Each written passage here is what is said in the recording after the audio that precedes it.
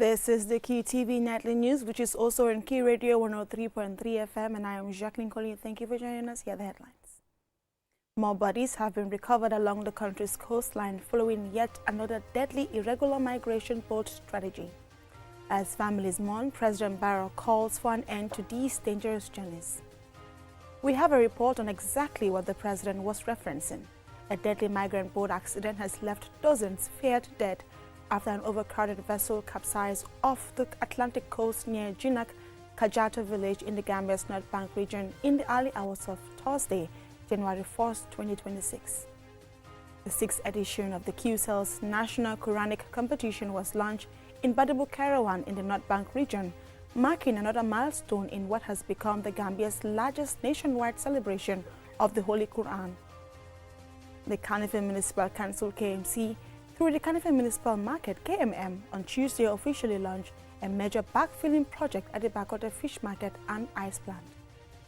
In international news, world leaders are sharply divided over the United States' democratic capture of Venezuelan President Nicolas Maduro, an unprecedented operation that has triggered international condemnation, diplomatic tensions, and renewed the debate over international law and state sovereignty.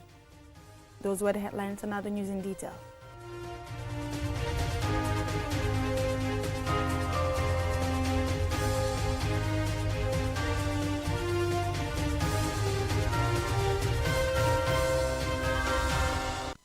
We apologize for the late start. Now on to our stories.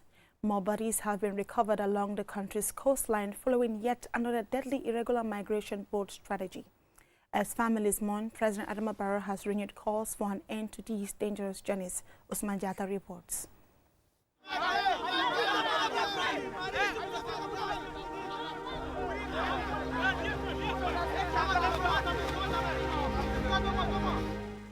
The death toll from the Nyomi Jinak boat tragedy continues to rise as victims are discovered along different sections of the Gambia's coastline days after the vessel capsized while attempting an irregular migration journey across the Atlantic. On Monday, 6 bodies were reportedly found in the Denton Bridge area. Authorities believe the victims were passengers on the Bakoteh boat that departed from Jinak before running into distress at sea. Officials say identifying some of the bodies have been challenging due to the absence of identification documents.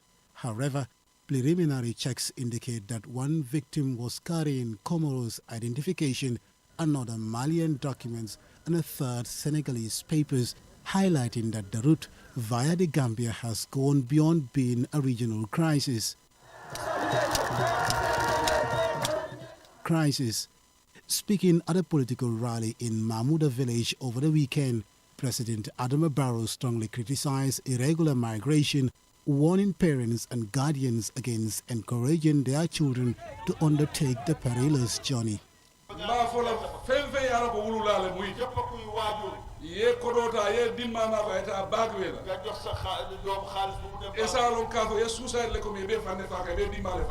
Any parent who supports their child to take the back way is destroying themselves and their family. Many of those who travel end up homeless or stranded in camps. Europe is not a place where money is picked from the ground. I once lived there, but I returned home determined to build a life in the Gambia. The success of the few who reach safely in Europe serves to fuel the aspiration of others. A migration activist has raised serious concern over another migrant boat that reportedly left Barrow on December 28, carrying more than 250 people, including women and children. According to him, the vessel has now been missing for 9 days with no communication or trace. He warned that deteriorating weather conditions combined with limited food, fuel and water supplies estimated to last only 7 to 8 days place those on board at extreme risk. Figures released by migration monitors indicate that more than 893 Gambian migrants lost their lives in 2025 alone while attempting irregular migration routes, with the vast majority dying at sea. Despite mounting dangers, repeated warnings and tighter migration controls in Europe, many young people continue to risk their lives on the Atlantic route, driven by a range of factors, It was previously thought that unemployment, poverty and limited opportunities at home were the driving factors, but evidence is now coming to light of many people in employment being among those attempting to make these journeys. Osman Chata, QTV News. Here is a report on exactly what the president was referencing. A deadly migrant boat accident has left dozens feared dead after an overcrowded vessel capsized off the Atlantic coast near Jinak, Kajata village in the Gambia's North Bank region in the early hours of Thursday, January 1st, 2026. Here is my report as 31 bodies have been recovered from sea. The boat, carrying more than 200 migrants on an irregular journey to Spain's Canary Islands, reportedly struck an underwater sandbar shortly after departing from Jinak village on the night of December 31st, 2025, causing it to overturn. Of the 31 bodies recovered so far, 15 were in the Gambia and 16 in Senegal, with many others still missing, feared dead. 102 people were rescued, 23 of whom remain hospitalized. Here is Simon Lowe, the Gambia Immigration Department's Public Relations Officer. Now the investigation has actually points to two individuals. An individual suspected to be Amadou, a Senegalese national, and also Omar Mane, a Gambian national, also a resident of Jinak, were found to be culprits in this case. These individuals are suspected to have been able to organize the journey, recruit the migrants from different countries, and also trying to provide the logistics for dangerous crossing points into the Canary Islands.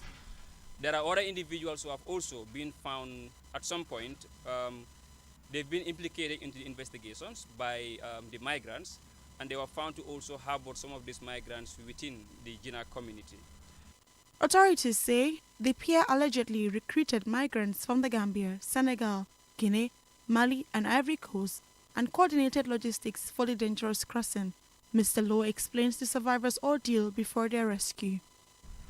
On the night of the incident, and following a distress call for help, the suspected organizers, Amadou and Omar Mane, came to the accident scene with boats, only to rescue their captain and their the crew members, and also those of their family members. And this includes Omar's sister, who is Nyima Mane, before distressingly leaving the rest of the migrants and their own fate in that boat.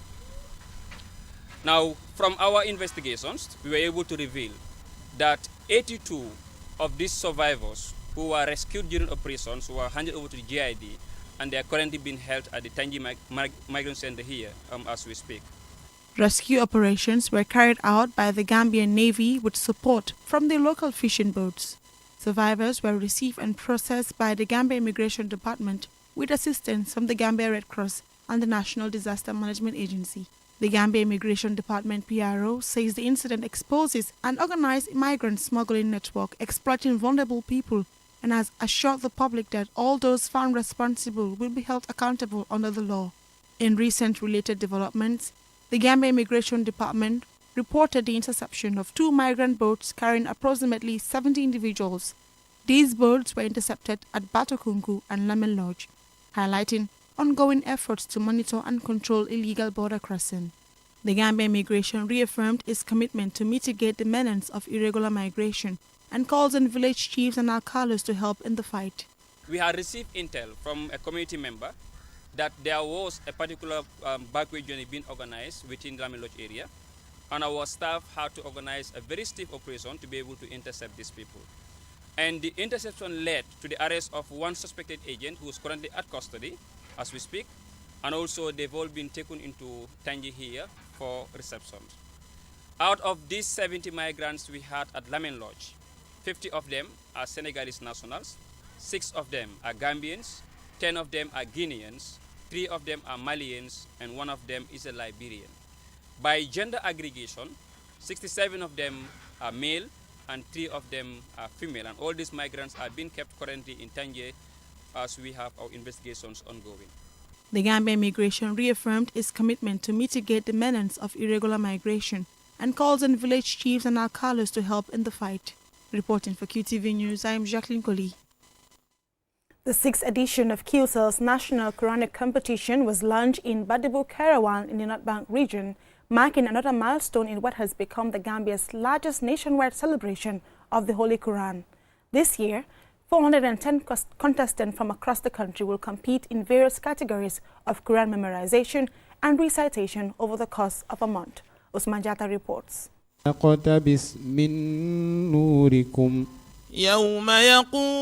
To the sound of the soft recitation of verses under the watchful eyes of scholars and parents, the QCell National Quranic Competition team on Monday set off on its nationwide tour, officially setting in motion this year's contest. The initiative is a platform for young reciters to showcase their dedication and mastery of the Quran, while inspiring peers and communities to embrace religious learning, reflection and moral values. Imam Usman Jah, the coordinator of the QCell National Quranic Competition, outlined the structure and expectations of this year's edition. We are conducting this competition to encourage and to urging our sons and our daughters in this country to go and try to memorize the Holy Quran and also to obey the lessons we learn from the Holy Quran. We are expecting that these competitors will prepare themselves. The result of this competition will be better than the previous years. Since its launch in 2021, the competition has grown steadily into a unifying national event, drawing together families, scholars and spectators in a shared celebration of faith, knowledge and excellence. A panel of highly respected Islamic scholars has once again been assembled to assess contestants across all regions. The head of delegation and Chief Judge, Ibrahim Hassan Cham, explained the rigorous grading system used to ensure fairness. We assess three main areas: accuracy of recitation, application of tajweed, and overall presentation, including voice control, poses, and fluency. Memorization carries the highest weight. Each contestant is scored by 3 judges, and points are deducted for every mistake. For many young Gambians, the competition is more than a test of memory. It is a journey of discipline, spiritual growth, and deep connection with the Holy Quran. For QCell, the initiative forms part of its broader commitment to giving back to the community under its Sunubus brand, supporting education, faith, and youth development. Ami Sise is head of marketing at QCell. We've been running this Quranic recitation for 6 consecutive years. This is the 6th annual one, and we're very proud of the fact that this is the only nationwide competition in this arena. We witnessed the team leaving today to go to NBR and to cover all the regions up country and in Greater Banjul area as well. So we actually go and meet these students before we bring them here for the final competition. And inclusivity is important to us, and that's the reason why we decided to include everyone in the Gambia. I think this is important for people that are leading these madrasas as well to feel noticed and to know that there is high importance in what they do. It's something that we feel that would be bigger than probably what we can even handle in the future. And we would hope that more partners would come in and join in this, just like the Ndogo that we do as well. We've been doing it for 17 years, and every year we visit more locations, we reach more communities, we engage more people, and that's what we're here for. It's all part of the Sunubus concept, because we believe in giving back. These customers, people in Gambia, have given to QCell, and this is our way of giving back to the community as well. Beyond competition, the initiative preserves Islamic values, strengthens Quranic education, reinforces religious traditions nationwide, and promotes unity, youth development, and community cohesion through sustained engagement with the Holy Quran. Osman Jata, QTV News. We will now go for a commercial break. When we return, we have national and international news stories. Do stay tuned. The godfather of Afro Manding music, Jaliba Kuyate ay album Kutakutole Fintindi Holy Saturday, 10th of January 2026, Benjamin Hall, Paradise Suites Hotel, 9 p.m. VIP tickets $1,000, ordinary ticket $500. Father of the night, Suleiman Diouf Brusubi. Mother of the night, Musukeba Sane Trawale, Germany. Chief guest of honor, Momodu Turo Dabo. King of the night, Honorable Muhammad Kante Busumbala. Queen of the night, Nene Che Yasin Kebe. Auntie of the night, Binta Batabali Sabali Kombol Lamen. Owners of the night, Honorable Sidi SK Njai. Mayor Talib Ahmed Bensouda. Make Kamara Salaji. Brothers of the night, Lamin Cham NPP. Kemo Sise GFF. Sisters of the night, Abiba Belgium. Fatou Kamara Petrogas. Maimuna Balde NPP. Princess of the night, Dr. Seina Bumbai Jaffa. Lady of the night, Nene Freda Gomez.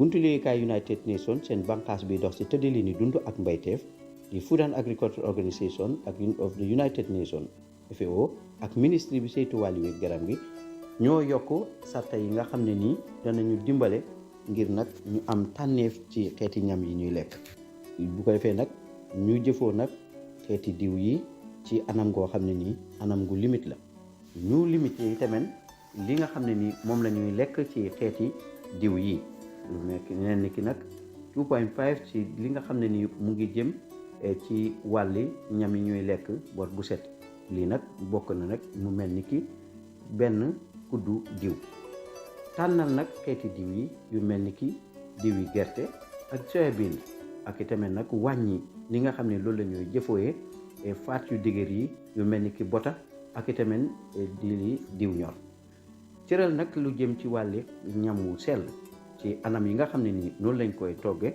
mais mu mel ni ñu baxal ko wala ñu lakk ko wala itamit ñu koy muusal lii nag danañu dimbale aar ñu nag ci yaram bu rëy ak itamit wàññi itamit lépp loo xam ne nii mu ngi jëm ci wàlli jot jàngoro yi nga xam ne nii duñ koy wàllante di non communicable diseases lii nag tànnal tànneef lu aju ci wàlli jëfoo faat ak diw bu koy nag ci wér-gu-yaram bu gën a sell lël tànn leen ni mu gën a selle toftal nag sarta yi nga xam ne nii moom la ñu teg nag ci wàlli ñam yi nga xam ne nii mooy ñami tànneef yi ñuy lekk.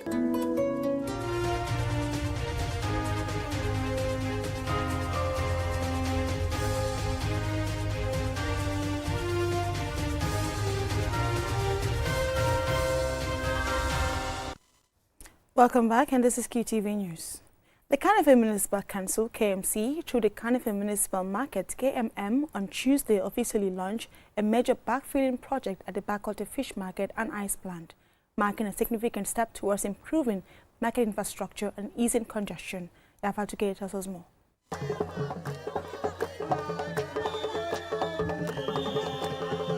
The $4.4 million SID project will cover an area of 3,745.16 square meters and is expected to create much needed additional space for market vendors, buyers and other users of the busy fish market. Once completed, the expansion will significantly improve the movement within the market and reduce overcrowding at its entrance. Speaking at the lunch, Talib Ahmed Bensouda, Lord Mayor of Kanifing, praised the people of Bakoteh for their strong spirit of cooperation. He said the expansion will address long-standing congestion challenges, particularly the crowding of vendors at the market's main entrance. This project is meant to ease congestion and improve access for both sellers and buyers. It will make the market more organized, safer and more conducive for business, and plans are underway to address the challenges you have raised. The event also heard from Farmer Rabaji, the market manager, and Lamin K. Jame, the councillor for Bakoteh Ward, both of whom emphasized that the expansion is long overdue. They explained that for many years, the lack of space has forced many traders to sell at the entrance, creating bottlenecks and disturbing the smooth flow of people and goods. The KMC, particularly the mayor, has been actively following up to ensure that this project is executed This is to ensure adequate market space and easy access for both vendors and buyers. The bag filling project is expected to bring wide-ranging benefits to the Bakoteh fish market beyond the creation of additional space. By expanding and properly leveling the market area, trading activities will become more organized, allowing vendors to operate in safer and more orderly conditions. Improved layout and movement within the market will help reduce overcrowding, making it easier for buyers and sellers to conduct business efficiently. Representing the market vendors, Aissatou Jallow Samate, Vice President of the Vendors Committee, expressed gratitude to KMC for prioritizing the needs of traders. However, she also highlighted some persistent challenges affecting their daily operations. We are grateful to KMC for the work they continue to do in this market. Apart from the space issue, we face serious challenges with access to ice to preserve our fish. The ice plant is no longer functioning, and that is one of our biggest problems. We also look forward to further development within the market to make our daily trade easier.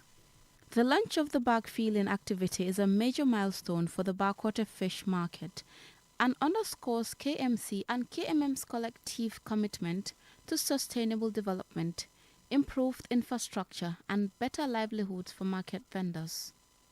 As the project progresses, traders and residents alike are hopeful that it will usher in a new era of order, efficiency, and growth at one of the country's most important fish markets. Reporting for QTV News, this is Yafat Gay. And in international news, world leaders are sharply divided over the United States' democratic capture of Venezuelan President Nicolas Maduro, an unprecedented operation that has triggered international condemnation, diplomatic tensions, and renewed the debate over international law and state sovereignty. However, despite the dubious legality of the operation, almost no U.S. ally has criticized the action. Loliam Camara reports. According to U.S. officials, Venezuelan President Nicolas Maduro and his wife were taken into custody on Saturday following a large-scale U.S. military strike on Venezuela. The pair were removed from the country and on Tuesday faced drug-related charges in New York, linked to long-standing U.S. allegations against the Venezuelan leader. Washington has for years, without producing their evidence, accused President Maduro and senior members of his administration of corruption and narcotics trafficking, claims consistently denied by the Venezuelan government. China said it was deeply shocked and strongly condemns what it described as the use of force against a sovereign state and its sitting president. Russia echoed similar concerns, warning that the action could destabilize the region and undermine global security. Iran, currently facing its own tensions with Washington, described the strikes as a flagrant violation of national sovereignty and warned of serious consequences for international order. Brazilian President Lula da Silva said the action had crossed an unacceptable line, cautioning that attacks carried out in flagrant violation of international law risk plunging the world into violence, chaos, and instability. In Europe, reactions were more cautious and divided. UK Prime Minister Sir Keir Starmer, without commenting on the legality of the operation, said Britain would shed no tears over the end of what it considers Maduro's illegitimate regime.